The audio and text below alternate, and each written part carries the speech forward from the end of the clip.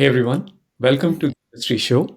I'm your host, Nitin Bajaj, and joining me today is Sujatha Subramanium. Sujatha, welcome on the show. Thank you so much for having me, Nitin. Pleasure is all ours. So let's start with the question: who is Sujatha? All right, I go by the name Suja, by the way. So I head the intellectual property group for Roche Diagnostics. So as a seasoned patent attorney, I bring a unique blend of a legal expertise and a strategic vision to drive Roche Diagnostics' success to bring innovative products to our patients. One of my superpowers, if you may, is to build transformative teams so that we are delivering high impactful services and solutions to our organization. Outside being a patent attorney, I'm a wife and mother to two beautiful young girls. I believe in and very passionate about coaching, mentoring, talent succession, especially of young leaders from the Southeast Asian community, and believe in community services that have an impactful impact on the society long term and create value. So that's me in a nutshell. Thanks, Suja. And Roche is no small name, and heading up IP for them, that's big responsibility, but then you also have the big shoulders to lead that. Tell us and share as much as you're able to the impact that your team is able to bring around. Yeah, so just to take a step back, Roche Diagnostics delivers diagnostic tests and instruments and digital solutions to our patients worldwide. So it is really a cutting edge, innovative company. So intellectual property plays a very important role in the overall success of the organization.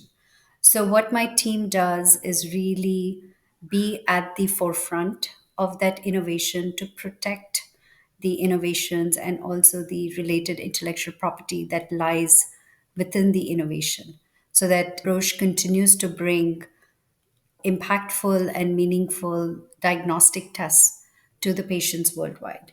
And to me, it is really important. We are partners Mhm. with our business organization because innovation is one part, but you also need to protect it.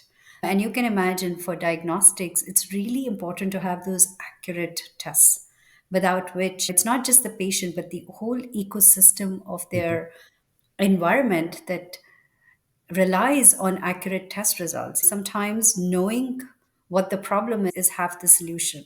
So my team is global. We work across US and Europe. And so we really work with the business to protect the valuable asset of Roche. And that asset is fairly large. Yes. Now, what makes me curious is to learn why people do something. And in many ways, also what's so exciting and what's the curiosity and what drives them to do those things. I'd love for you to share the why behind what you do. Oh, it's very simple. I love science. I love innovation. I love science. And I cannot imagine to be in a different place where I get to see totally cutting edge technology before anybody in the public gets to see it. And that is just so exciting. A long time ago, when I had to go to my kids' school to explain what does mommy do, I had this analogy and it stuck with me that, oh, this is a good analogy to give. Imagine explaining to 5 year olds what a patent attorney does. Mhm. So I explained to them saying, hey, have you all been on an aeroplane or seen an aeroplane? And they all said, yes.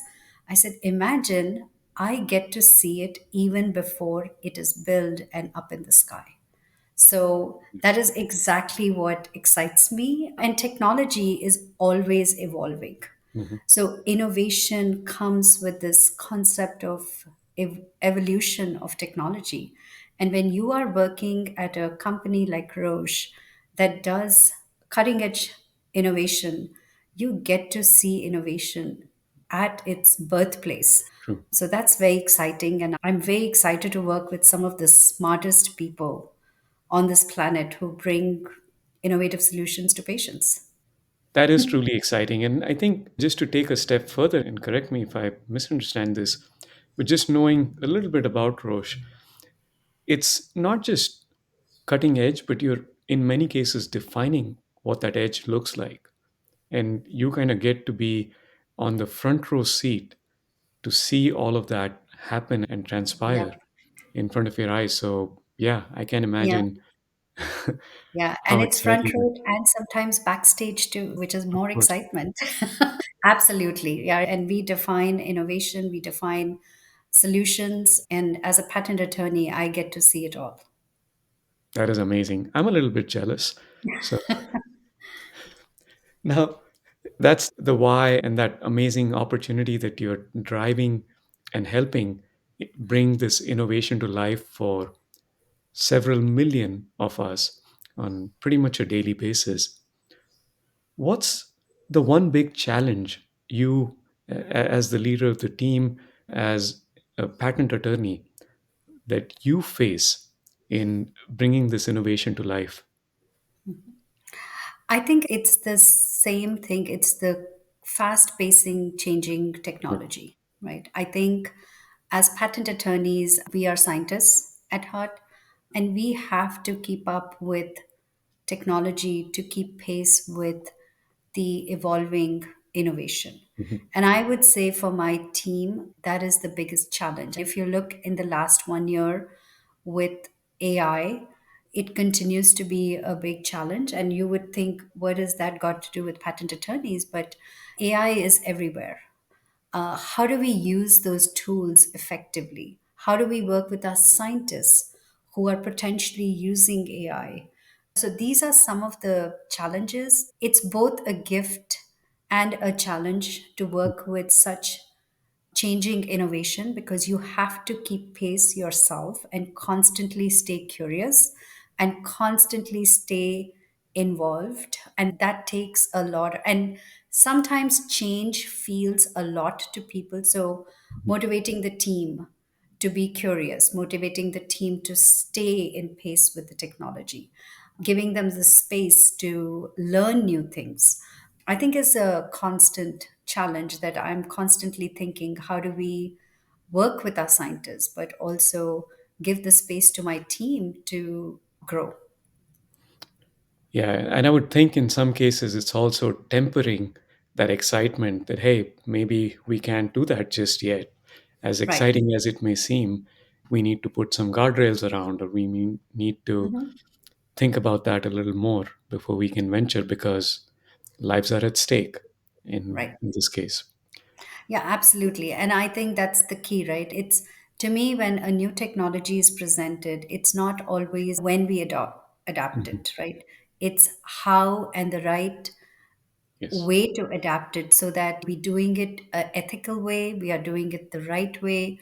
This is no joke when it comes to innovation. So it's always striking that balance, not only for my team but also for the organization as a yes, large. makes sense. Now, as we think about these things, I would love for you to take a look back in the mirror and take us in the past. Talk about two moments. One where things did not play out as you had expected, and it was maybe a failure and a lesson. And another one where it exceeded your own expectations and became a success beyond what you had imagined.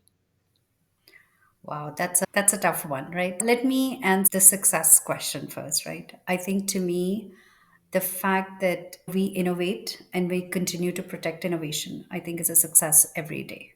To me personally, the team that I create and build to deliver that innovation and protect that innovation, to me that is a success, and I celebrate every day as a success. So to me, I wake up in the morning and I'm like, yep, this is a good day. I go to bed saying, okay, was a successful day. So I think that's, to me, success is defined every day. In terms of lessons learned, I think if I go back about 15 years, I did an assignment, an expat assignment in Switzerland with Roche. But this was not in the headquarters of Basel, but a small company that Roche had bought. And this was in the middle of the Emmental Valley, so very Swiss German speaking Mhm. organization. We had retained 90% of the scientists. So again, very local, very Swiss, great place. I went in with a very big Roche mentality. We are a global company. Everybody should be speaking. How can they not speak English in at work? And I was so uptight about it. I wish I had paused and really looked at solutions and taken help from others to say, okay, it's okay. There are people who are comfortable speaking to me in English, and there are people who are not. And what can I do to help people who are not comfortable? Can I put a team member who they are more comfortable with? But I took this whole them not speaking to me in English so personally that I pretty much made my life miserable. And here I was in beautiful Switzerland, but I had made my life miserable because I was so upset that people were not speaking to me in English. This is Roche. What are they thinking? So, if I were to go back and change, and I actually learned that and I reflected on it 10 years later, and today I lead a global team. And I do have local people both in Switzerland, Germany, and other places. And the way I lead now is I have somebody there who is my trusted partner Mhm. when local topics come up.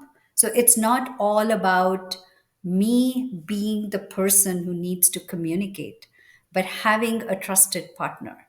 And I can tell you, this has made my leadership journey so much more richer and so much more empowering than what it was 15 years ago. So I don't call this a failure, but a very important lesson for me in my own creating my own happiness, if you may, Mhm. in not holding on to things and taking things personally, but trying to find a solution which creates the space to do something else.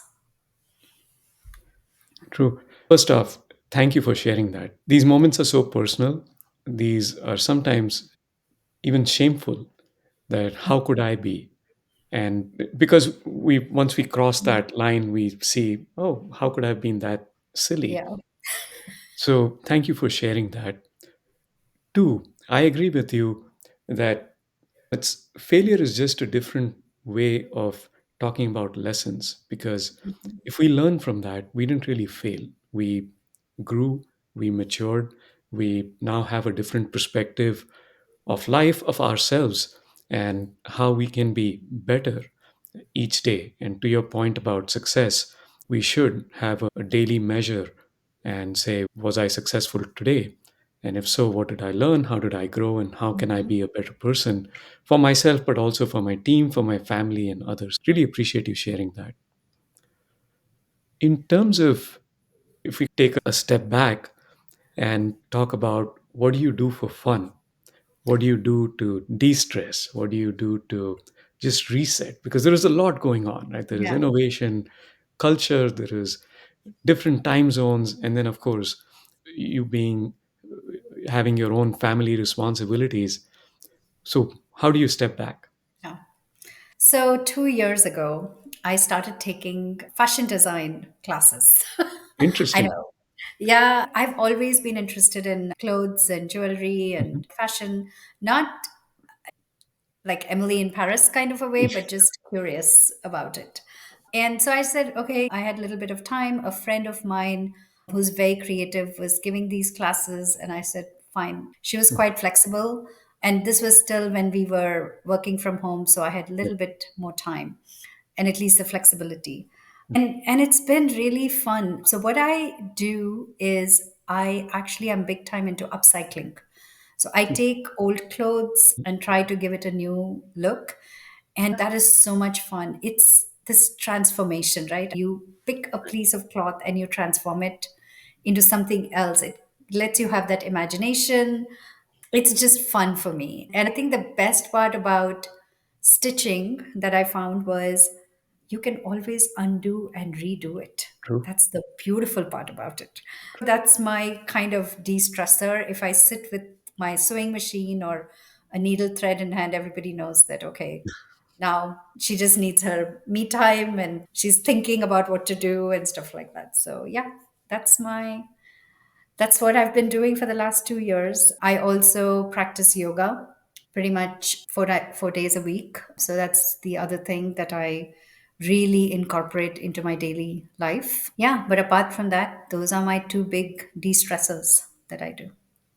So we're looking forward to seeing some of your upcycle designs showing up in some of these Swiss stores pretty soon. I don't think so. This is mainly for me. It's just fun. I just love Yeah. looking at a piece of cloth, and now I'm my kids get so annoyed because when I go shopping I'm like looking at the seam and going, okay, how much seam does it have? And but there is a downside too, because my kids now think that I can pretty much they can buy whatever size they want, and And you can just.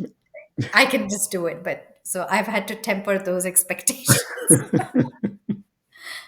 So That is yeah. so fun. Now, on to my favorite part of the show, which we Okay. call the one line life lessons. Suja, we would love for you to share your life lessons with us. I think I have top three. And the first one is I believe in optimism and not expectation. So whenever I'm looking at things, I am looking at it optimistically, but zero expectation. The second one is my all time favorite because I think we need to remind ourselves this more. And it goes back to listening and not coming to a table with judgment. So it's don't yuck someone else yum. And the third one, which is my mantra when I'm sitting in a meeting and going, this is not going the way I want it to go, or things at home are not going, it's let's keep swimming. So I just believe in that you just have to move forward, just keep swimming, just keep swimming. So I have a little dory on my table to remind me of that. Yeah, I would say these are my top three, like one liner that I live by and have a little post-it note on my computer to remind me of these. Love those. Love the simplicity, love the execution. Just focus and keep moving. Suja, thank you so much for making the time to share your journey, your story, your lessons. And thank you again for all you do, obviously, with your team to keep us safe, to keep us healthy, and really appreciate all of that. No, thank you for having me. This was fun. And yeah, I appreciated being on your show. Thank you again.